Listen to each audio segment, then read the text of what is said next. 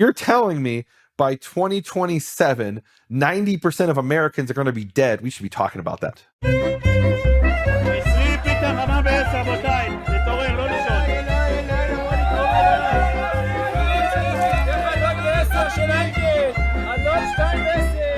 למען ציון לא אחשה, ולמען ירושלים לא אשקוט.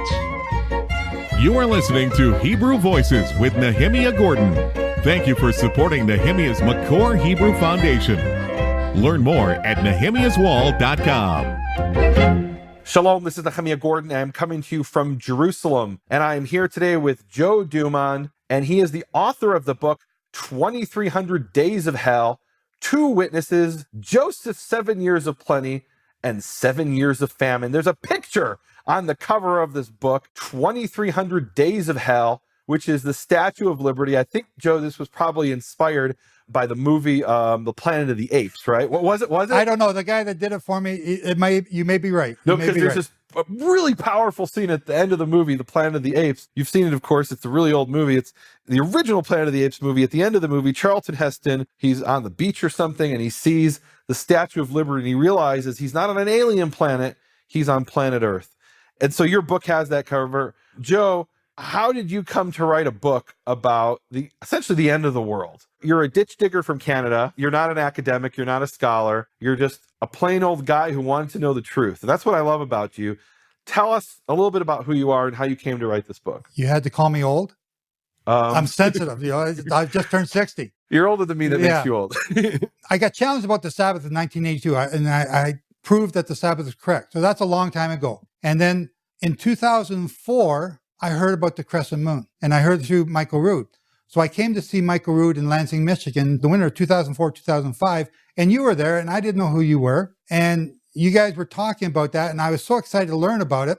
So I started to tune into you a little bit more after that. And then at Passover in 2005, I was challenged as to whether I was going to keep the crescent moon Passover or the rabbinic calendar or Hebraic roots calendar. Let's back up a little bit. So in 1982, you were challenged about the Shabbat, and then what was your affiliation? I proved that the Sabbath was true, and then I began to attend the Worldwide Church of God. Okay. Herbert Armstrong. Okay. And then in 2004, when you came to hear me and Michael Rood, you were in something called the United Church of God. Is that right? That's right. What I was just learning from you was the crescent moon. And I just learned that his name wasn't God, that his name at that time for me, it was Yahweh. And you weren't talking about Jehovah at that time, I don't think. Not that I was remember. using the name Yehovah, but that wasn't the focus of my teaching. Because I came back, I remember telling my pastor, I said, we might have to change it from the Church of God to the Church of Yahweh. And I was kind of all excited about that because he has a name. And I didn't know that. And did he get excited about it too, your pastor? No, I got put on the detention list to watch this guy. Wait, seriously? Yeah, I was being trained at that time, I think, to be a deacon, and they were about to lay hands on me and stuff, but they laid hands on me to get me out after that. Okay. And this was the United Church of God? This was the United Church. I don't begrudge the Church of God, and I learned so much about the Sabbath and the holy days and understanding the Torah from them. They're a great stepping stone for me in my journey. So I'm not knocking them at all. Nothing but praise for them. There are some things, everyone's got some things negative to say about different groups. I don't focus on. I focus on what I learn from. Come on, the common ground. This is what I focus on. Yeah. All right. Let me finish the story. Yeah. So after I came and seen you guys, Passover came, and you made an announcement that Passover was going to be 30 days before when the Worldwide Church or United Church of God was keeping it. And I wrote you a great big hate letter. Oh, you did? Oh, yeah. I blasted you, and I felt so bad ever since. So I'm sorry. I'm sorry publicly for saying that. I got news for you. I may not have even read that letter, but okay. I might have. I don't know. But I was so mad because I thought I could hide my two different beliefs at that time together. In other words, you had your observance of I'm going to call it the calendar. The rabbinic calendar. Okay. That's what the United Church of God was doing? Yes. So there was the public rabbinical calendar, and at the same time, your conviction was to follow the actual sighted new moon. After I met you guys in 2005. And so you have those two things that you're in your head that and this is I think a typical example of what sometimes ends up with people is a cognitive dissonance, right?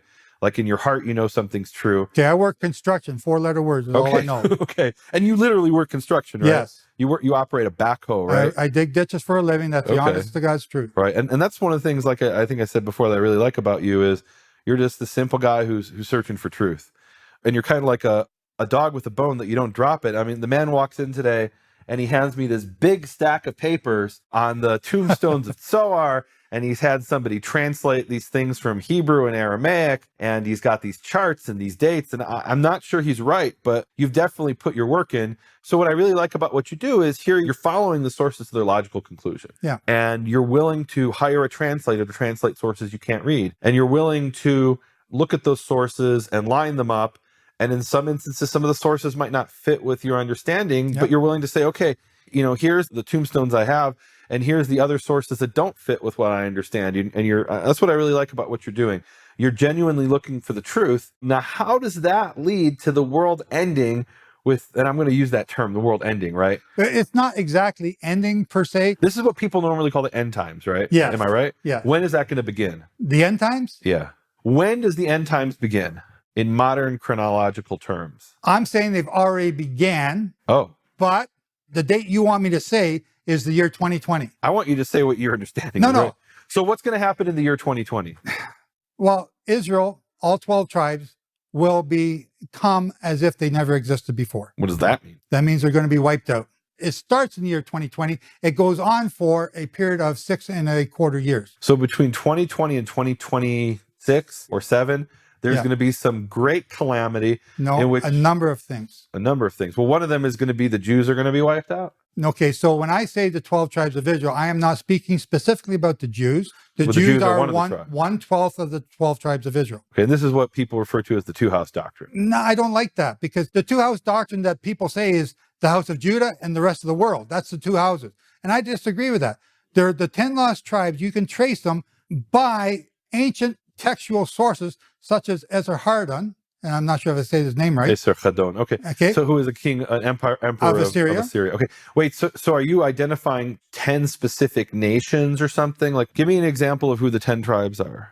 The United States, Canada, England, Holland, Australia, New Zealand, South Africa, Norway, Switzerland, those nations up like that. Okay. I don't know if I got all 10, but Okay. So, in other words, this is what was taught by the Worldwide Church of God, and it's similar to, or it grew out of the British Israelite it grew out idea. of that, Okay. yes. Okay. But I disregarded So what's going to British happen? Israelism. So, okay. How And, so? well, I do it like you tell people do. Go back to the original source. Okay. Don't believe what people tell you. Okay. Go back to the But original for example, source. you believe Canada is one of the 10 lost tribes. They're part of the 10 lost Okay. tribes. Which one So specifically? what's No, I don't what's know. going to happen to Norway and Canada? Let's start with that. Well, the population of Canada is approximately 30 million. The population of Norway, if I remember correctly, was 20 million, but I'm not sure about that number. And so take 10%, that's what's going to be left. So 90% of Canadians, 90% of Americans. Gone. And guys, I'm just going to say up front, I'm extremely skeptical of any of these end times calculations and scenarios. And that comes from my study of Jewish history, that this is something that has happened time and again in Jewish history. Yes. I'm not saying you're I agree wrong with you. because I I can't agree prove with you you. wrong. What I can say is I'm very skeptical. You said you can't prove me wrong? Well, no, I think in some way this type of thing is unfalsifiable, meaning it can't be disproven by its nature until it happens. Until or doesn't. 2021. Until 2028 or 7, right? Okay. Right. In other words, by its nature, I don't know that you can disprove any of these end time scenarios, like even in a theoretical way. Wait, so let me just give you an example. So in the 4th century, there was or even in the 2nd century, I have a teaching about this. Pesher and the Dead Sea Scrolls, and I bring an example how the Jews fought a war against the Romans based on an end times prediction that the Messiah would come when Rome conquered what today is Iraq or Mesopotamia. And as soon as Rome conquered Mesopotamia, they said, okay, now it's time to overthrow the Romans because this is the end times prediction we were waiting for. And it was a devastating war in which maybe millions of Jews were killed against the Romans. We lost the war. And then there's another war in the year 132 based on calculations. Well, it has to be 70 years from the destruction of the temple. So they started another war against the Romans based on the end times calculation. And this theme repeated itself over and over and over in Jewish history. And every time it resulted in the persecution of the Jews. Now, at some point, the prediction's going to be right? It's going to be correct, right? But up until now, all the predictions have been wrong and always ended up in Jewish persecution. So I'm extremely skeptical, but I'm willing to hear what you have to say. Okay. So I'm not endorsing it. I want to hear what the 2,300 days of hell are. Okay. First of all, I had to do the Sabbatical Jubilee chronology, which is what this chart is that I've given you. And it's free on my website for anyone who wants to download it. And your website is? sightedmoon.com. So I've said to God, I said, if this is true, I'm willing to stick my neck out as long as you teach me the truth. Don't teach me this lies and fairy tale stuff. If it's the truth, I'll say it. But I know I'm going to get a lot of pushback on this, and I understand that, and I have. So I discovered the sabbatical and jubilee years, the year that I had to make the decision on whether I was going to keep the sabbatical or the Passover according to the crescent moon or the Hebrew calendar. And by Hebrew calendar, you mean the Rabbinic calendar. Hillel. Yes, right. And I'd learned that from you and Michael Rood that winter, which I'd never heard of before. So when I made the decision to keep Passover, that same day, I was introduced to when the sabbatical years were, which I've been praying about for a long time, because I was wondering, why would God give you a command and not tell you when it is? Let's stop there for a second. For those who are not familiar, in Leviticus 25 and in other passages, we have this concept that you plant for 6 years, and the 7th year, you don't plant. And this is what we call in Hebrew Shemitah. This became very popular a few years ago in the U.S. under the mispronunciation Shemaita, but it's Shemitah, which is also called the sabbatical year. The other major thing that happens in Shemitah is the debts are dissolved. That is, you lend someone money, and that is, you have until the end of the 6th year to collect that, and then it's erased essentially in the sabbatical year. And I actually had to do that, and I didn't like it very much. Okay. And it wasn't just a couple dollars. I could understand. And those weren't even just Canadian dollars, were they? So there is a tradition today of when the sabbatical year is, when the Shemitah year is. And guys, I have a program where I talk about my understanding of when the Shemitah year is. You can go look for that. We'll put a link on the website, nehemiaswall.com. And Joe here does not agree with my conclusions. So when I did the research, I wanted to trace back, why do we say a particular year is the sabbatical year? And I traced it back to Maimonides, who was this rabbi, also known as Rambam in the 12th century. And here's what he wrote in the Mishnah Torah, that's the name of his book, in Hilchot Shemitah v'Yovel, chapter 10, sections 5-6. He said, however, all the Gaonim said that they have a tradition from one man to another. In other words, he first brings how there's all these different opinions. We're not exactly sure when the Shemitah is. And then he says, okay, those are opinions. Here's the tradition we have. He says that during the 70 years between the destruction of the first temple and the building of the second temple, they only counted Shemitahs without jubilees. I mean, the Jubilee is the 50th year and the Shemitah is the sabbatical year. So too, when the latter temple was destroyed, they did not count the 50th year, but only multiples of 7 from the beginning of the year of destruction. This calculation, which is a tradition, appears in the Talmud, etc. And then he says, here's the key line. He says, the year of the Shemitah is known and famous among the Geonim, those of the rabbinical leaders in Israel, and the people of the land of Israel. They all counted only the years of the destruction in multiples of 7. According to this calculation, this year, being the year he's writing, which is 1,107 year of destruction, is the year following a Shemitah. We rely on this and we teach this calculation for matters of tithes, produce, and loans. Let's look it up right now. Okay. On air. What year? It was 1,107 of the destruction of the second temple was the year following a Shemitah. So 1106 of destruction would be a Shemitah according to my 1106, so yeah. 1176 is what I'm looking for. 1106. I got to add 70 Guys, to it. let me give you a little bit of a background. So Jews counted years in different ways. So today we say, we're recording this in 2018. 2018 is Anno Domini, which is according to Christians in, I believe, the 5th or 6th century. They calculated when they believed that Jesus was born. I think most scholars today say that's not accurate. Wait, Joe's got something here. Oh, I'm doing a happy dance. Okay, hold on. I want to give people the background. So we have different ways of counting things. So the Christians counted from the year of Jesus, even though today they'll say that Yeshua was born in 6 BC. And what year do you say Yeshua was born? 3 BC. 3 BC, which is kind of ironic. Yeshua was born 3 before Christ, right? Then a lot of people will say instead of BC, they'll say BCE, before the Common Era, because it's no longer believed that that's exactly when Yeshua was born. And then other people say BCE is before the Christian era. Jews really didn't use that counting until relatively late. What Jews used was early on the Seleucid era, that is the counting of the Greek empire of Seleucus, the general of Alexander the Great. And we were looking earlier today at 1 Maccabees and 2 Maccabees. They'll say year, 150. 150 of what? Of the counting of the Greeks. Now, when does that begin? Around 312 or 311 BCE. And it's that around that's a bit of a problem because there's different ways of reckoning it. And then other Jews started counting around the 2nd century CE or AD. They started counting from the creation of the world. Now, were they right about when the world was created? I don't think so, but that was a system that was used beginning around the 2nd century CE. Other Jews counted from the destruction of the temple, which is what we have here. So Maimonides here says year 1107 of the destruction of the temple is the year following a Shemitah. Okay, go.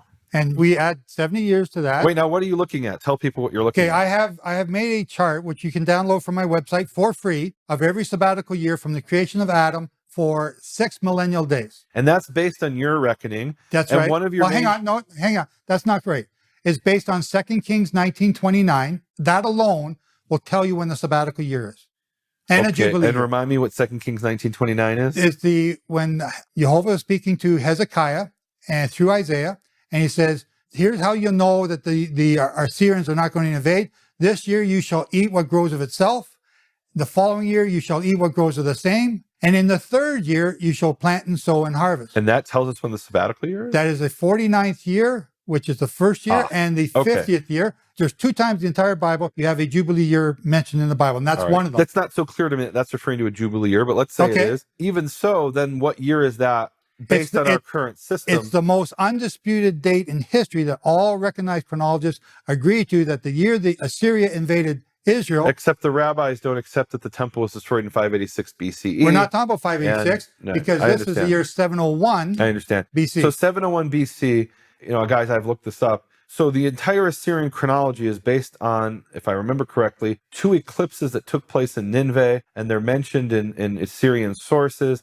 And then scholars went along and said, okay, well, we can calculate eclipses pretty easily. And they came up with these years 701 BC. And then from that, 586 BC, right? In other words, that's an extrapolation based on the Assyrian information. The Assyrian chronology is the only one that we have that we can chronologically follow down to our time. So having said that, well, we're not doing it based on our time. We're doing it based on the eclipses, from what I understand. But the Assyrian chronology comes down to our chronology today, but the Israelite or Jewish chronology or Israelite chronology, there's only 2 days or 2 years that they can tie into the Assyrian one to know when the Israel was here. In any event, so there's a couple points here. One is we're not 100% sure that this is a jubilee. You're arguing that, and you could be right. Yep.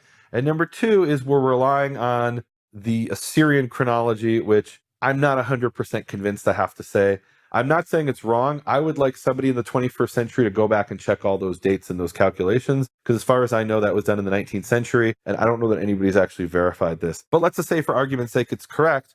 The Jews have a different chronology, or I should say the rabbis have a different chronology. In other words, the rabbis pushed forward the destruction of the temple by over 100 years of the first temple. I don't think they're right, because they essentially almost obliterate the Persian period. The chronology of these periods is not so clear, at least to me. Let's put it that way. I think we're in much better grounding when we're in the 12th century in Maimonides, and he says 1107 from the destruction of the temple, and we know the temple was destroyed between 68 and 70.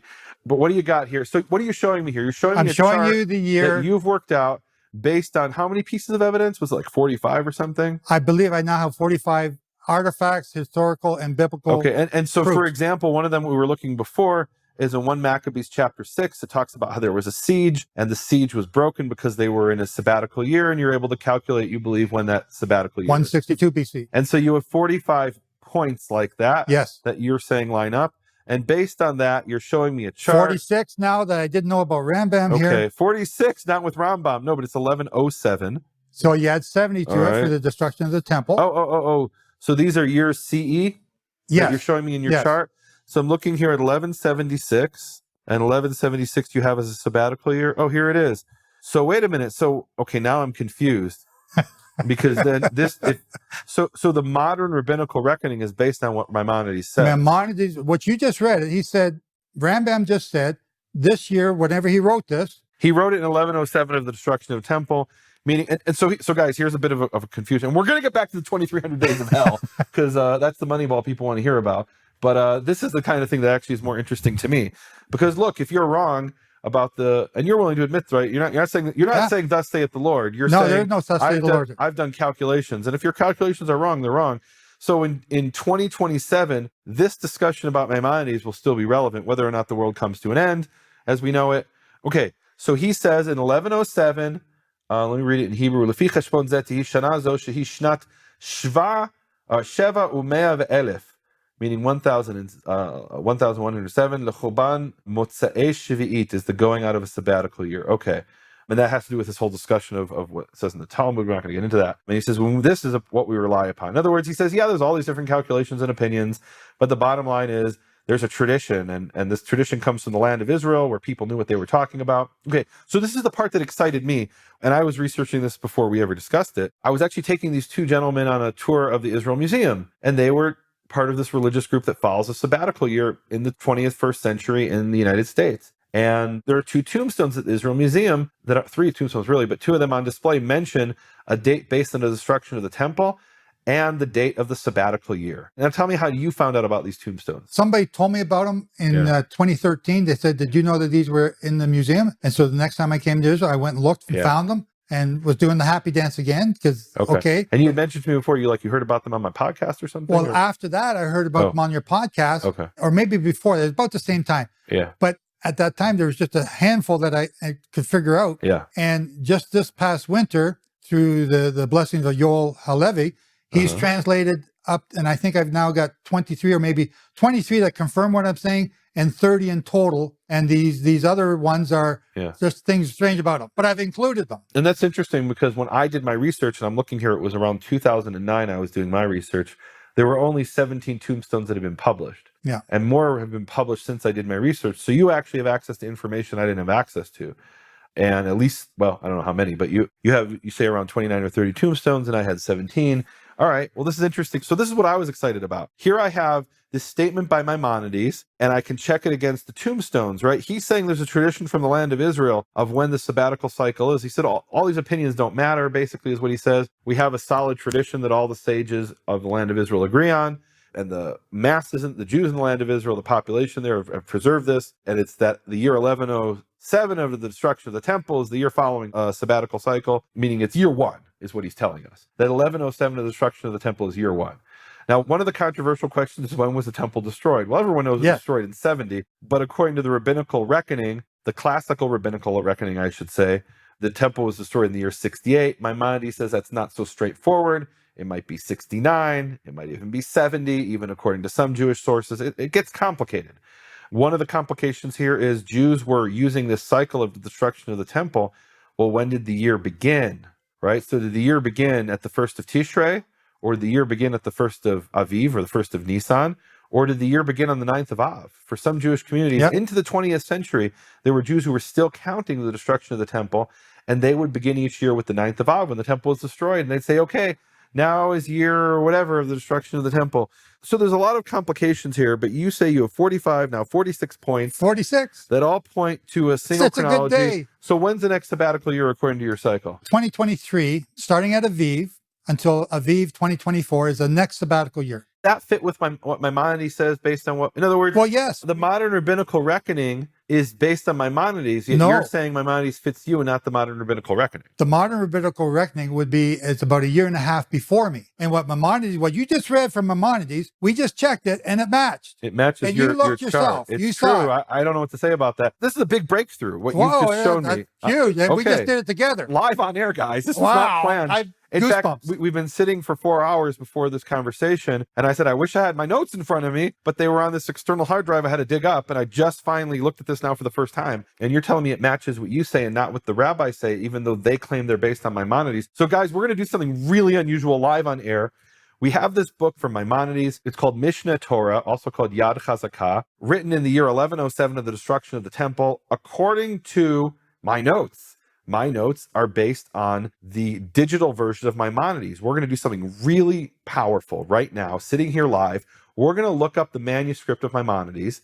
And in the case of the manuscript of Maimonides, we have something that's almost unprecedented in world history. We have what is virtually the autograph of the manuscript. And what do I mean by an autograph? So when we look at the book of Exodus, we have a copy of a copy of a copy of a copy of a copy. We don't have the one that Moses wrote with his own hand. That hasn't been discovered yet. That's true of almost every book written in history.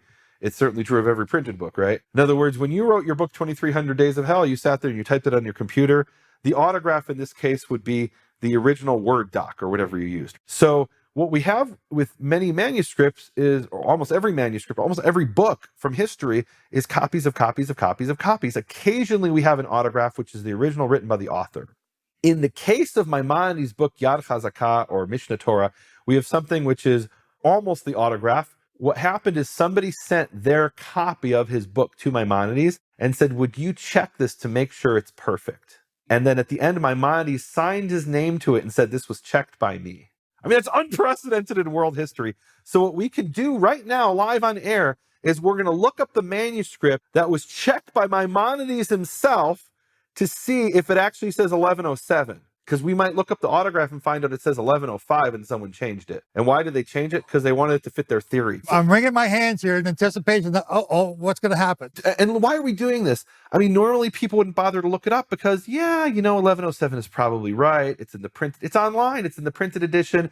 It's in every edition that's been known. But we have a rare opportunity here to check it with the original author. I mean, imagine that. Maimonides lived nearly 1,000 years ago, and we can check what he wrote with him directly. Let's do it. That's unbelievable, Let's isn't do it? it. I'm excited. And guys, look, until a couple of years ago, you couldn't do this because it wasn't available online. Now it is.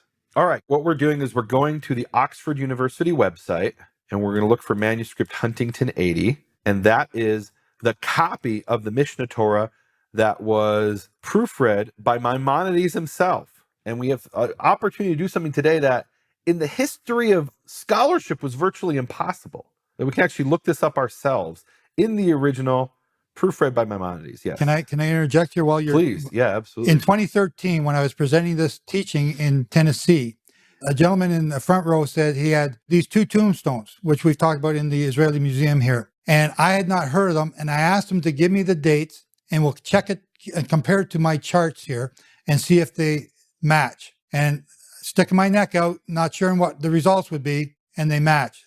And I was so happy. Yeah. And I'm doing the same thing here right now with you, and I'm scared to death, but I'm thinking this could be amazing. It could be. Or detrimental to everything. Okay, I have some bad news. Uh-oh. So there's only 2 sections of Maimonides' Mishnah Torah that have survived, and they don't include this section. So we're out of luck. Aww. So I want to understand here, the rabbinical calculation is off from what you calculate by a number of years, by a year and a half, you said. In other words, if you Google online let's do it. Google on when is Shemitah, they're going to tell us a year, which is supposed to be based on Maimonides, yet you're telling us Maimonides actually fits your understanding, not theirs. So what am I missing here? I don't know. I haven't researched this. It's all brand new to me. I'm so excited. So Chabad.org, says that September 7th, 2021 is the beginning of a Shemitah year. And you're saying it's sometime in the fall of 2023. So that's a year and a half, but they start at Tishri 1, not Aviv. Mm-hmm. That explains the half year part. Right. The year before. So this goes back to the destruction of the temple, that, which is where we're talking about. Wait a minute now.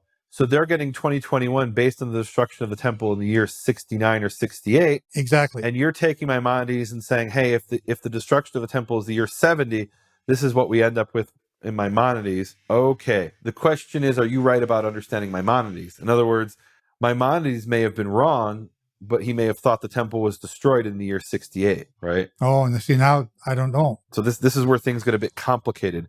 So Maimonides at some point is going to give us his year of the destruction of the temple. See, guys, this is a complicated topic. It's not easy, and I admit that. Yeah. And I'm basing my understanding on the facts that I have that the temple was destroyed in 70 AD. And I also have historical stuff about Rabbi Yossi, who fudged the books in order to make Simon Bar Kokhba the Messiah. So tell us about Rabbi Yossi just very briefly. Rabbi Yossi wrote the history of the Jewish people up until 133 AD, or Common Era, and he's trying to help Rabbi Akiva prove that Simon Bar Kokhba is the Messiah. In order to do that, he had to change the dates, and what they're doing is they're using the Daniel 9 prophecy to do this, which is so unbelievable. And this is the first time the Daniel 9 prophecy was ever used by anybody to prove the Messiah was coming. Wait, stop. What are you talking about? Every Christian knows that the strongest proof for Jesus Christ is Daniel 9:25 and on. And you're telling me 100 years after Yeshua, Christians weren't bringing Daniel 9? I'm telling you that not one apostle, not Yeshua himself, used Daniel 9:24-27 to prove that he was the Messiah. Not one. 130. Hold on a second. Are you a believer in Yeshua? I believe in Yeshua. Okay, so you're coming from a New Testament belief perspective. Yes. And you're saying Daniel 9:24-27 was not used by Yeshua himself or his disciples. I'm just repeating what you said. Yep. To prove the timing of Yeshua. So wait a minute. Everybody knows in the Christian world and in the Hebrew roots world that points to Yeshua. Yes. So what are you But everyone in the Christian world also knows that Jesus was born at Christmas. Well, he wasn't. No. Anyway, go on. I'm kidding. Everyone also knows that Easter eggs and bunnies are the Passover. But the Easter eggs with the chocolate are so delicious. No, really, help me out here. So who was the first Christian who came up with this idea? I got my information from J. Paul Tanner introduction of the Messianic interpretation of the development of Daniel's 70-week prophecy. So he develops it. He's talking about it in the first church father, and I'm trying to find it here. And this is in your book, 2300 Days This is of Hell. chapter 5 of my book, The 2300 Days of Hell. Yeah. Okay, Irenaeus, in the year 180, he uses the Daniel 9 prophecy to prove that Jesus is Messiah. And you're saying before Irenaeus, according to this scholar you're quoting? Irenaeus is 180 Common So Era. before Irenaeus, no one quoted this prophecy, is what you're saying? That's what I'm saying. That's what I recall. I may have more details in the book here that I'm forgetting right now. And guys, I just want to make it clear, you know, if you believe in your heart that Yeshua himself taught Daniel 9, we're not disproving that. In other words, Yes, I am. no, I'm disproving How it. are you disproving it? I'm disproving it because none of the apostles, nor Yeshua, How can you prove what someone didn't ever say? used it, because it's not recorded in the Gospels of almost everything that he said during his 3.5-year ministry here on earth. But isn't it possible there are things he taught that aren't recorded? Oh, so now we're going to the oral Torah? No. No, In come other on. words, at the end of Luke, it talks about how he taught about himself all the things in the law and the prophets, you know, concerning himself, right? And what you're bringing up is a really interesting point. Guys, here I am, the Karaite, sitting here in Jerusalem, trying to convince him of the classical Christian arguments for Yeshua, and he's telling me, no, Yeshua never said that. So, for example, Psalm 22, the piercing in the hands, is never quoted in the New Testament. And what you can say is that, well, no one in the New Testament explicitly said that that referred to Yeshua, but what you can't really prove is they didn't believe it referred to Yeshua. See what I'm saying? I understand. Does that make what any you're saying. sense? In other words, I can't prove what they didn't say. I can only refer to what they did say. And then you end up with what's called the argument from silence, which I think is a powerful argument when you're dealing with something as central as the piercing of the hands in Psalm 22 and Daniel 9, the chronology, because if you think about it, so we have this expression in Hebrew, the silence is screaming, right? In other words, we have an argument from silence here, but the silence is screaming. Why didn't they talk about the law? So why didn't they bring it up? Well, so this is the argument. So let's say Psalm 22, the piercing of the hands, right? Which, guys, go Google that for yourselves and study about that. And I'm not trying to convince anybody not to believe in Yeshua. Yeah. That's not what I'm saying at all. What I'm saying is that would be such a strong argument for Yeshua. How is it they didn't bring that argument in the New Testament itself? And they brought from the very same Psalm, my God, why have you forsaken me? The dividing of the clothes, but the piercing of the hands, they didn't bring. I mean, it makes me think that maybe that was an argument that was brought up later. And at the time, you know, people were reading it in Hebrew and they're like, well, this is about lions, right? And what you're saying is Daniel 9 was only brought up 150 years after Yeshua. Well, 130 by Rabbi Akiva and Rabbi Yossi. No, but they weren't saying it. Okay, but They were doing a different chronology. Yes. Guys, here's one of the things I want you to do. If you know of a source that predates Irenaeus, in a Christian source or any kind of source that quotes Daniel 9 to prove Yeshua, go to the website, nehemiaswall.com, and post in the comments, because, you know, Love to read it. yeah, I mean, one of the things I love about yours is you're saying, hey, if I'm wrong, prove me wrong, right? And you're willing to admit you could be wrong. That's right? the motto of my website. I Prove love all that. things. I love it. And, you know, the thing I've learned a lot from you, but you've also said about me, I just want to find the truth. And that's all I want. And guys, I got to say, Daniel 9, this is not my field of expertise. I'm letting Joe present his position here. And if he's wrong, please tell us, right? I mean, I'd love to know, right? Yeah. So you're saying is really radical. You're saying that the Christians weren't the first ones to use Daniel 9 to prove the coming of a Messiah. It was actually the Jews to prove Bar Kokhba. Wow! You just blew my mind. Then 50 years later, Irenaeus gets that idea and he goes with it. And then 20 years after that, Clement of Alexandria, and then Tertullian in 203. Okay, but basically after Hang on. Irenaeus, it's established, right? Hippolytus, and then it's Julius Africanus, who finally came up with this theory of what we call the gap theory today. Okay, tell us in 3 sentences. Okay. What's the gap theory? The gap theory is that Daniel 9 is talking about Jesus, and 3.5 years is yet to come. So between his death and his coming back is this 2,000-year gap theory, and that's why we have the rapture going to happen at any moment now, because it could be today, and I'm rolling my eyes as I say that, is because of this Julius Africanus. And I want to try to be respectful of those who believe that the rapture may happen tonight, you know? Can I say something? But that's my I perspective. respect your respect, Okay. but I'm from the Christian side of things. Get off your tuchus and go and research this stuff. The rapture theory is a theory. It started in the 1800s. So anyway, that's just my thing. But back to the This Daniel is some 9. deep stuff, guys. So Daniel 9, if it doesn't refer to Bar Kokhba, which I never thought, and if it doesn't refer to Yeshua, who does it refer to? Who else could it be? Well, it tells you in the very first part of Daniel 9:25. After 7 Shavua, or Shavuim, yeah. Shavuim, Weeks. which is 7 times 49, which is 343 years. So when did this start? It started with Moses from the going forth of the command. That was the command to Moses to go and get the Israelites out of Egypt. So what year was that? That was, what I say, I got to look here. I don't know what year it is. 13. I always say 1450, give or take 100 years. Yeah. So I'm saying it by doing the Sabbatical Jubilee chronology from the creation of Adam, which is 2,500 years. Well, anyway, that's something else. It's 1386 after the creation, 1386 BC. I'm sorry. Is when Moses took the Israelites out of Egypt? Which is approximately when he was given the command. The year is 1379 of the actual Exodus. So sometime before that Exodus date is when he was told to go and get them. Okay. How many years? We can argue over the years. Okay. So we have to accept that the Exodus was in the 14th century, not the 15th century. And guys, this is one of the things, when was the Exodus? Well, ask secular scholars, they'll say no, there was no Exodus, right? And then they'll say the Israelites first came into the land in 1200 BC. What do they base that on? On the Merneptah stele. I mean, there's all kinds of things here that we're in an era of history with a lot we don't know. And you have to be very careful and take these things with a grain of salt. And your understanding is 1386 is the beginning of the count of Daniel? 1386 is the begin. Yes. And when does it end? It ends at the 3,430 years later, which is the year 2045 or 2044. Wait a minute. Let me just say clearly, because when was the Exodus? So the Messiah is going to come in 2044? I've done my calculations based on Genesis 3, and I've done the chronology up until they entered the land. And you can get it all from Genesis 3. You don't have to rely on external sources. It's all right there. And all this is free on your website for those who want more detail? That's right. Okay. And I have it in the book, Remembering the Sabbatical Year of 2016. All the research is there. You can double check it. And I'm not here to sell books. I don't care about that. No, but we only have a short period of time. If you want more details, guys, you can go to his website. You can get his book. Go on. So 1386 is the beginning of that Jubilee cycle when Jehovah told Moses to go and get my people. Okay. So he goes and he gets the people.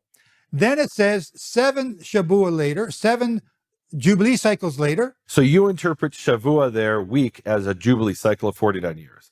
That's a key to your interpretation. Yes. Okay. It's Daniel's talking about if you look it up, this is how I learned it. Yeah. Somebody mentioned it, which tipped me off. So I looked it up. He's talking about the word weeks is the Feast of Weeks. What's the Feast of Weeks? Shavuot. It's 49 days plus 1.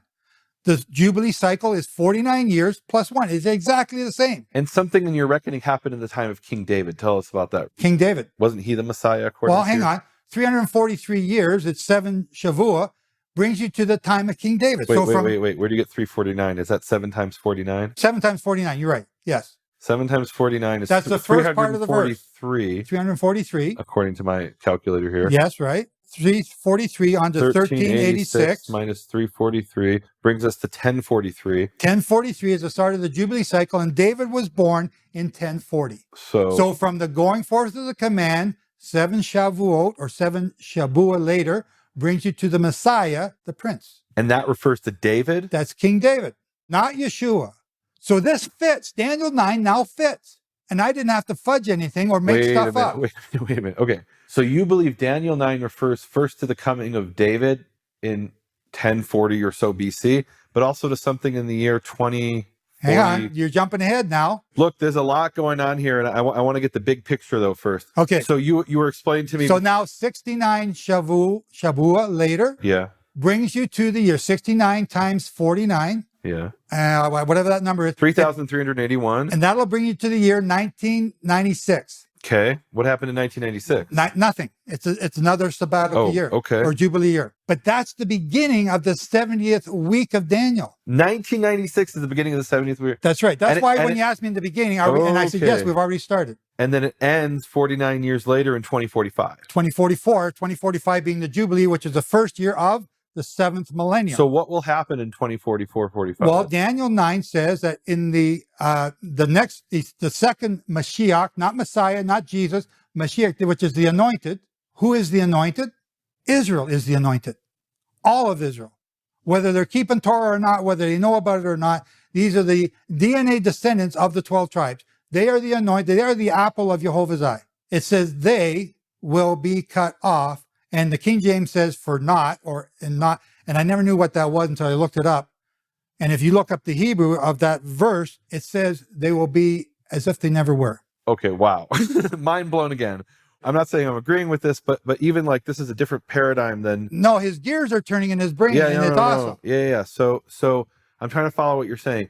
So 2020 to 2027, 90% of Israelites, including it says the 10 in the middle tribes, of the 70th Jubilee cycle, the 70th Shabuah, okay, and that's where you get 2020. is 2020. Okay. But then what happens in 2044 and 45? I don't understand. That is the 49th. So the final 10% will be killed? No. What will happen? There's a remnant that's brought back to the land. In 2044 or 2045? This is not as easy to explain in 5 seconds. No, I understand, but we need the 5-second version. They're going to be brought back. So Wait, hand me your book. Okay, guys, he's got a book here that is 750 plus pages, 700, it's over 700 footnotes. Over 700 pages, and we're trying to get this in a podcast. Yes. So in the podcast version, and guys, if you want more, you can get this book, read it on his website. What will happen in 2044, 45? Okay. 2044, 45 is not, it's a beginning, it's just about the beginning of the 7th millennium. The 7th millennium, in the book of Hebrews, they shall not enter into his rest. What's that rest? It's called the Sabbath. What is Wait, Sabbath? is this what Christians call the second coming? I'm not sure. I'm not in sure. Other words, will Yeshua come down to earth and reign as king in 2044 or 45, according to your understanding? Categorically, no. Okay. I can say that with complete confidence. So what will happen? Because now Daniel 9 is not used as your proof that Yeshua is coming back. That's a whole other stuff. We don't have time for all that. Wait a minute. You don't believe Yeshua is coming back? Not in this current Jubilee cycle, no. When will he come back, according to your understanding? Okay, so my understanding is that Yeshua is Jehovah, and they're the same person, and that we killed Jehovah on the cross. Not the Jews, we, all of us. And that he is the one who's going to marry Israel after the 7th millennium is over. Wait, so it's another 1,000 years? Yes, at the beginning of the 8th millennium. That's what Sukkot's about. Okay, That's wait what a the minute, 8th day guys. is about. Archaeologists in the future that uncover this podcast, you heard it here for the first time in podcast history, that according to Joe Dumond's understanding, so help me out here with math, 3045 is when Yeshua is going to come, or Jehovah's going to come? The end of the 7th millennium is, I have it in the charts, and again, they're free to download, is the year 3024. So 3024. 3024 Common Era. 3024 of the Common Era. That is when, what will happen then? Okay, so in the New Testament, in Revelation, it says Satan will be let loose for a little while at the end of the 7th millennium. Uh-huh. Then he's going to be thrown in the lake of fire with the false prophet and those who don't believe. And then, this is the 7 days of the Feast of Sukkot. The 8th day is the most important holy day. And it's the one that those who are keeping Torah now from Christianity, they disrespect it so much. They fly or they drive or they check out of the hotel. It's the most important day. It's the day when God, Jehovah, will come and dwell with man and live here on earth. It's the start of the 8th millennium. So Jehovah is going to come live on earth in the year 3020. After 3024. 3024. Okay. What day exactly? I don't know. So it's the end of the world as we know it in 2020 to 2026, 27, but we still have another 1,000 years to put up with. With King David as our Messiah, as our anointed prince to rule over Israel. In 2027? It's the 7th millennium starts in 2045. Whoa. So David's coming back? David's got to be brought back from the dead. Yes. And you're just mentioning this now. So the physical, literal David is going to be raised from the dead, which I believe he will be, yes. Right? But I don't know when. I have no idea when. The Holy Gates tell you when. But you believe in 2045, David will reign as king on earth? Yes. Okay. And will David tell the world that Yeshua is the Messiah? No. Well, I don't know what he's going to say. But in other words, will David, because here, I'll be honest with you, if David comes and reigns on earth, Jews will say, not what we expected, but yeah, sure, we have no problem, okay. Yeah. But one of the questions will be, David, will you now tell the Hebrew roots people and the Messianics and the Christians that they were wrong? What will David say? I don't know what David will say. Will he say, my son, my descendant, Yeshua was the Messiah and is the Messiah, but now there's two Messiahs? I'm confused here, Joe. This is heavy stuff here. It's Christianity that is confusing stuff by misinterpreting what the Bible says, what the Torah says. The holy days of Leviticus 23 reveal the whole plan of salvation. If people would just learn what they say, what it means, why do we do these holy days and keep them?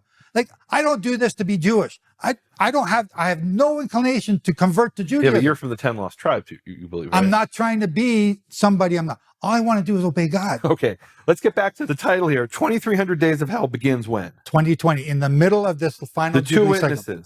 When does that take place? At the end of the 2,300 mornings, or 1,100 mornings, Which is 2,300 days, which is 2026 at trumpets.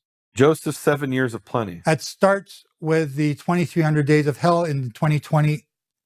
So In 2020. In 2020. So that's 7 years for the And Babylonian 7 years system. of famine. When does that? That's the Babylonian system being destroyed when the two witnesses start their work In 2026. in 2026. And so the 7 years of famine begin in 2026. Yes. There's no rain on earth for 3.5 years. Then after that, the two witnesses are killed. And then after that begins the final 3.5-year tribulation. Guys, you heard it here. If you want information, the book is called 2,300 Days of Hell. Joseph Dumond, citedmoon.com. Joe, we had an incredible conversation here. We covered an immense amount of ground, and any key points that you feel like you didn't get a chance to that we missed. Because look, I was guiding the discussion in areas that I'm interested in. There's other parts I'm interested in with these tombstones. Guys, the tombstones is a fascinating subject. I hope in the future to do more research on. And right now I have to say I'm open to hearing these. I'm open, right? I mean, I want to know the truth. The great thing I love about you, Nehemia, is that you are searching for the truth and you don't care where it takes you. And that's what I love about you. And you've ingrained that in me. So I admire that. I only want the truth as well. And I'm tired of being lied to. So Yeah. I want to know the truth. So I want to first thank you for allowing me to share this with you. And I want to thank you for listening and challenging me. I'm challenged all the time. So I thank you for that. Hey, look, let's put it this way. You could be wrong, but if you're right and people say, hey, I want to take some action, what can they do? Keep the Sabbath. Obey the weekly Sabbath. Shabbat. The weekly Sabbath from sunset Friday to sunset Saturday. I'm with you on that. Keep the holy days. And okay, I'll even give a little grace if you're on different calendars. But I'm saying keep the holy days from, according to Leviticus 23, and don't add to it, according to the crescent moon and the barley being Aviv. And Nehemia and I agree on that. We may differ from year to year, which we did in the past, but that's just or obey to the it. best of your ability is Yes. what you're saying. Okay. Then keep the sabbatical year. And for different people, it means different. Well, I don't have a farm. Yeah, but you eat food. So I'm saying store up food because you're told to store up food. So you say keep the sabbatical year. So when you go to Walmart or whatever you have in Canada, and You got Walmart. Okay, and you want to buy fruit, so you won't buy fruit that was grown in Argentina in 2023. Is Okay, that right? so- Is that right? Well, that's Joe Dumond theology now. 'Cause Okay. Now it says to stock up food. It says don't plant and don't harvest that year. Yeah. So I've taken it. This is Joe Dumond theology. I've taken a step further. I will not eat stuff that's harvested and sold in a supermarket that year. Even if it's outside the land of Israel, because that's probably one of the main points. Okay, we so disagree yeah, with. so now we're on another subject. Okay, so I'll just briefly say, my understanding, and I think the standard Jewish understanding is the laws of the land, sabbatical land laws are only for the land of Israel.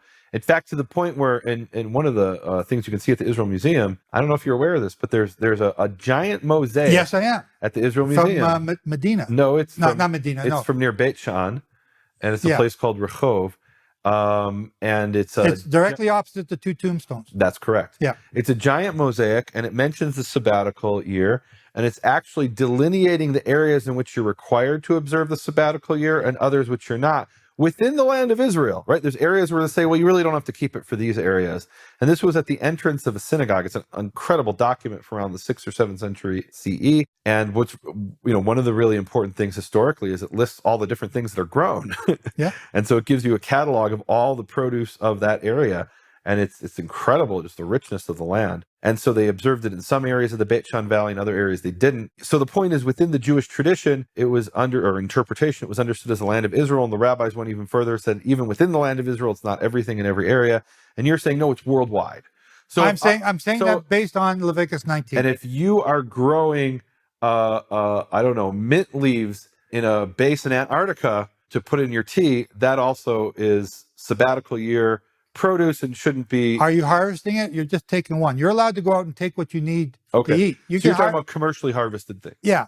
Just don't plant and don't sell. Okay. But this next one's going to be a challenge because there's a lot of stuff supposed to start in 2020. So the next one's in 2023. It's going to be hard. Would you end with a prayer? Our Father, Jehovah, our powerful and great Creator, thank you for this day, Father, for being able to share these things with Nehemia, to get this off my chest, to get this out there so people can hear, learn, and understand. So thank you for that. I pray that you bless them to learn these things, challenge them, Father, to go and do their own research.